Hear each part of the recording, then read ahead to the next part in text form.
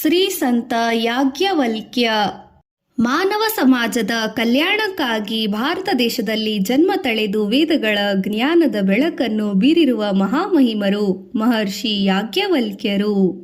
ಭಗವಂತ ಸೂರ್ಯನಾರಾಯಣನ ವರದಿಂದ ಶುಕ್ಲ ಯಜುರ್ವೇದದ ಮಂತ್ರದಷ್ಟಾರವಾಗಿ ಎಂದರೆ ಮಂತ್ರಗಳನ್ನು ಕಂಡು ಅದನ್ನು ಲೋಕಕ್ಕೆ ನೀಡಿದ ಪೂಜ್ಯ ಮಹರ್ಷಿಗಳು ಮತ್ತು ಸಂತರು.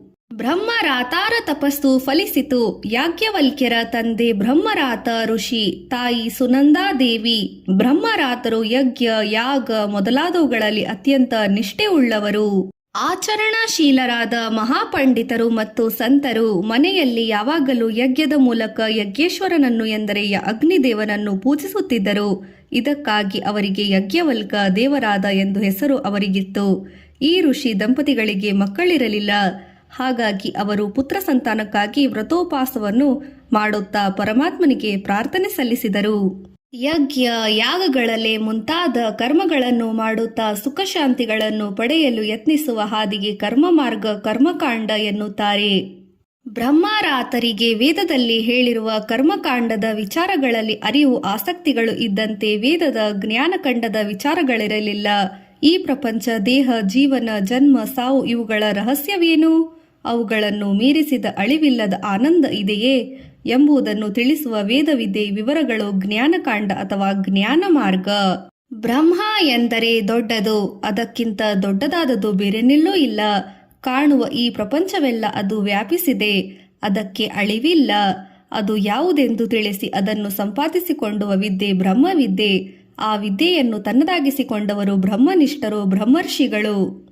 ವೇದಗಳಲ್ಲಿ ಕರ್ಮ ಮಾರ್ಗ ಮತ್ತು ಜ್ಞಾನ ಮಾರ್ಗಗಳು ಎರಡೂ ಸೇರಿವೆ. ಅವುಗಳ ವಿವರಗಳನ್ನು ಲೋಕದ ಜನಕ್ಕೆ ಅರ್ಥವಾಗುವಂತೆ ಸಾರಲು ಮಹಾಪುರುಷರೊಬ್ಬರು ಆಗಮನ ಅಗತ್ಯವಾಗಿತ್ತು.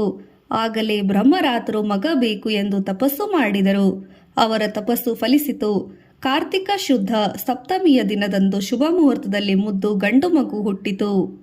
ಯಜ್ಞ ಯಾಗಾದಿಗಳ ಮೂಲಕ ಯಜ್ಞೇಶ್ವರನನ್ನು ಆರಾಧಿಸುತ್ತಿದ್ದ ಬ್ರಹ್ಮರಾತರಿಗೆ ಹುಟ್ಟಿದ ಗಂಡು ಶಿಶು ಯಜ್ಞೇಶ್ವರನಂತೆ ದಿವ್ಯ ತೇಜಸ್ಸಿನಿಂದ ಕೂಡಿತ್ತು. ಮಗುವಿಗೆ ಯಾಜ್ಞವಲ್ಕ್ಯ ಎಂದು ಹೆಸರಿಟ್ಟರು.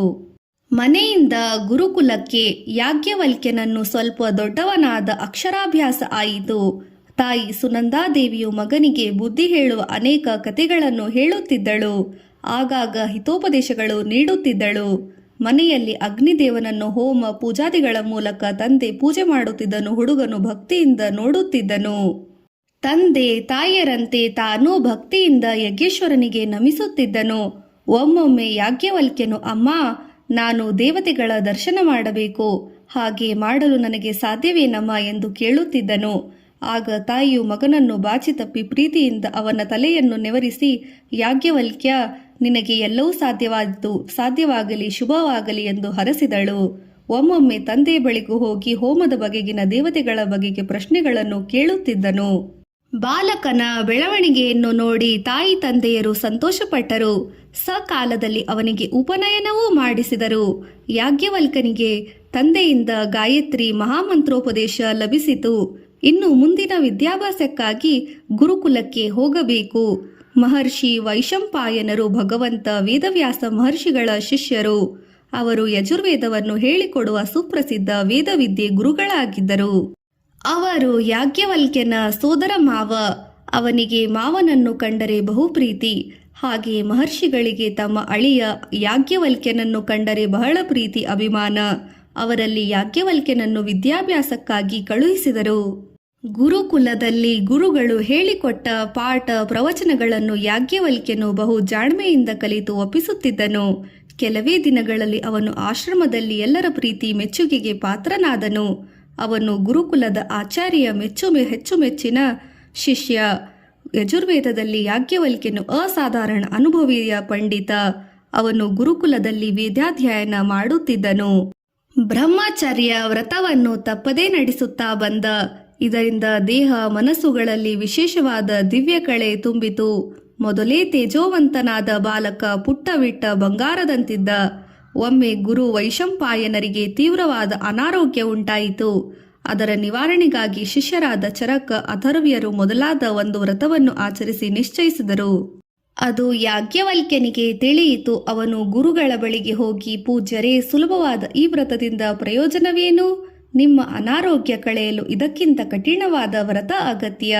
ತಾವು ಅಪ್ಪಣೆ ಕೊಟ್ಟರೆ ನಾನು ಅದನ್ನು ನಡೆಸಿ ನಿಮ್ಮ ಅನಾರೋಗ್ಯವನ್ನು ಪರಿಹರಿಸುತ್ತೇನೆ ಎಂದು ಹೇಳಿದ.